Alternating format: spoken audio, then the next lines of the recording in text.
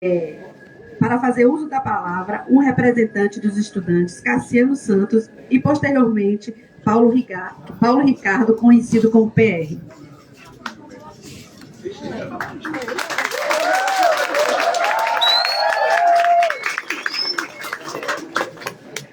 Bom dia a todos. Eu venho representando o DAO, o diretor acadêmico, né? A gente teve uma triste notícia há 2 dias atrás, onde a gente ficou sabendo que o RU ele estaria no valor de R$20 o prato a refeição no almoço e R$17 a refeição na janta. E esse valor a gente sabe que é um valor que não comporta nem um pouco as necessidades do estudante. A gente tem hoje em dia a UFRB é uma universidade aqui que reside no Recôncavo da Bahia, onde a gente está numa situação onde a renda per capita aqui dessa região é uma renda baixa e a gente vai ter esse valor de RU que é mais caro do que 3 vezes o RU mais caro do Brasil, né, que seria R$6.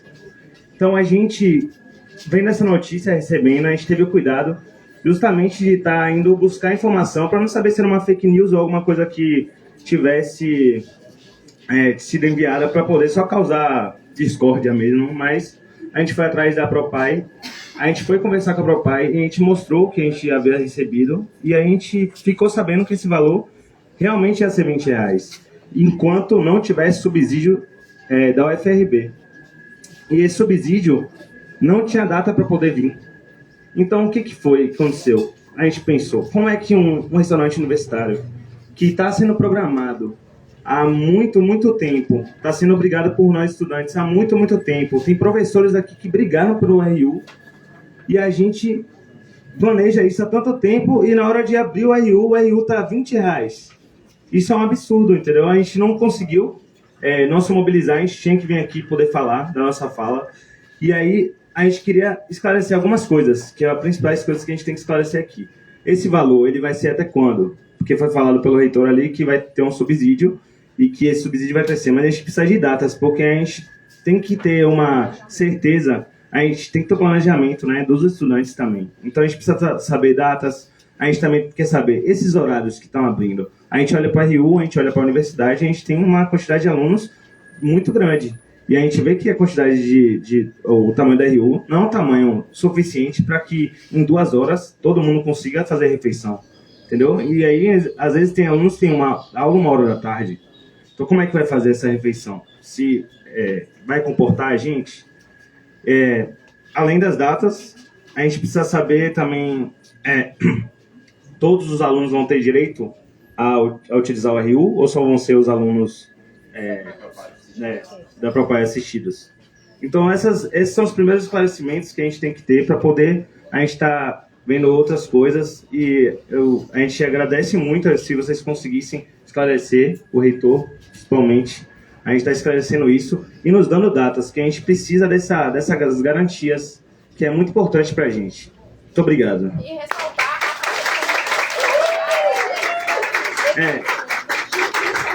quando a informação chega, é a informação que a gente tem que correr atrás para saber se é verdade ou não, porque a gente não tem um canal de comunicação direta. Exatamente. Essa comunicação entre a UFRB e os estudantes tem que existir, porque não tem como a gente estar do nada sabendo. 3 dias atrás a gente ficou sabendo uma informação dessa. O RU vai abrir há muito tempo. A gente tem que saber essas informações antes. É isso, obrigado. Eu passo aqui a fala para... Então, pessoal, bom dia.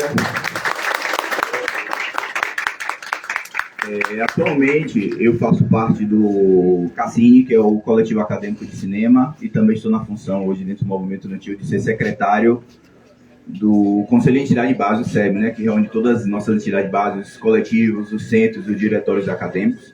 Também faço parte do Movimento Negro Unificado, estou na função de coordenador de organização e secretariado da seção regional do Recôncavo. Realmente é uma questão que é um tema sensível à nossa classe estudantil, porque é um tema que estamos falando da universidade mais negra e mais pobre em relação ao seu corpo estudantil. E imagino que também seja do perfil médio dos servidores, que eu não imagino que os servidores da FRB sejam mais, que tenham dinheiro dentro da nossa realidade do nosso país. E por conta de se tratar de um tema sensível, na função de membro da secretaria do SEB, foi encaminhado no dia 4, um ofício, que foi o ofício 02/2023. Vou fazer a leitura das perguntas que foram encaminhadas. A primeira é: existe um endereço eletrônico direto que conte as informações detalhadas do processo de licitação pregão para a prestação do serviço de terceirização do restaurante universitário? Segundo, quais foram os espaços institucionais do Conselho Acadêmico, Conselho Universitário, Câmara de Política Afirmativa e Ações Estudantis, Conselho de Moradias, comissões, em que foi discutido e decidido pela terceirização completa do nosso restaurante universitário? E se existiu alguma comissão composta pelas representações das 3 categorias para análise da proposta de terceirização de valores a serem cobrados pelas refeições que serão servidas ao restaurante?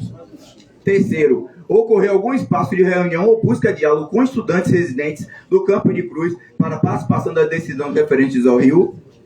Quarta pergunta: quais são os valores envolvendo a reforma, assim como os valores anuais de prestação de serviço da empresa que ganhou o pregão para servir as refeições no nosso restaurante universitário? Quinta, quais são os valores oferecidos pelas refeições, cada modalidade de refeição para a comunidade acadêmica que não terá gratuidade? Quais são os métodos empregados para se chegar a esses valores? Utilizou os critérios tais como as desonerações referentes à infraestrutura, água, luz, que não serão pagos pela empresa? Porque, obviamente, não dá para se ter como base os valores de fora, porque as empresas externas na universidade pagam água, pagam luz, pagam aluguel e outros custos que a empresa que ganhou o pregão, a licitação, não vai precisar pagar. Então, não tem como ter um comparativo com o valor de mercado.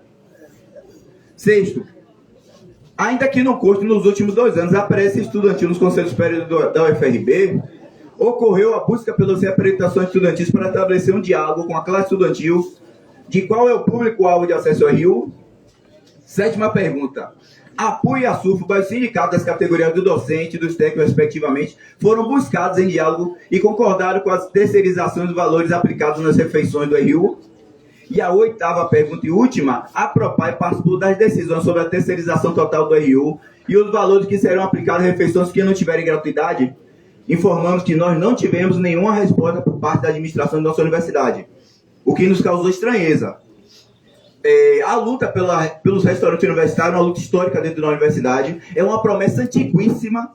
Vale lembrar que a UFRB não criou esse restaurante universitário, ele foi herdado da UFBA, o que faz um triste quadro. A nossa universidade, com mais de quase 2 décadas de existência, não construiu um único restaurante universitário. Isso é um quadro triste, porque a mesma universidade que fala que é composta por a maioria, novamente, estudantes negros e pobres, e como a universidade, com esse perfil, até hoje não construiu um restaurante universitário para dizer que foi construído pela própria universidade. Então, é uma das grandes questões. Existe uma questão do valor, que obviamente nos importa, mas tem outra questão que é sensível, que é a questão do diálogo. Nós deveríamos ter sido consultados, no mínimo consultados, que na verdade deveria decidir que método de restaurante nós queremos e quais serão os valores que serão aplicados. Porque se nós não formos convidados, isso aí não pode ficar dependente exclusivamente de nossas participações nos conselhos universitários. Porque se fosse uma questão de uma pauta que mais envolve diretamente a categoria dos docentes e dos técnicos, mesmo que não estivesse no conselho universitário, a gente sabia que eles seriam buscados. Por que nós não fomos? Isso é uma questão muito básica de sensibilidade e uma coisa que tanto tem se discutido, principalmente nesse período de exceções, que foi o governo Bolsonaro, que é democracia. Se a universidade não faz ativamente ação de busca da categoria estudantil e fazer o exercício da democracia não como uma necessidade institucional de estar participando dos espaços oficiais da universidade, mas ter a necessidade de nos buscar, então todo o discurso e toda a luta que nós temos na universidade é uma farsa. É um faz de conta, e a universidade só vai cumprir a parte burocrática para dizer que está aplicando o processo da universidade pública, gratuita e de qualidade. E essas são as nossas questões fundamentais que fazem nós estarmos aqui presentes. Não é somente valor, o valor importa, mas nós deveríamos ter sido buscados. Obrigado.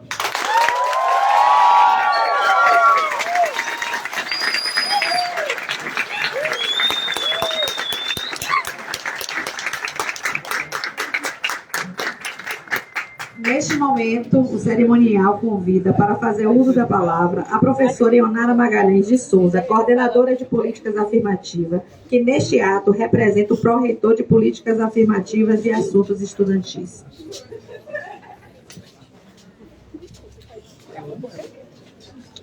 Grande dia. Bom dia a todas, bom dia a todos, bom dia a todos.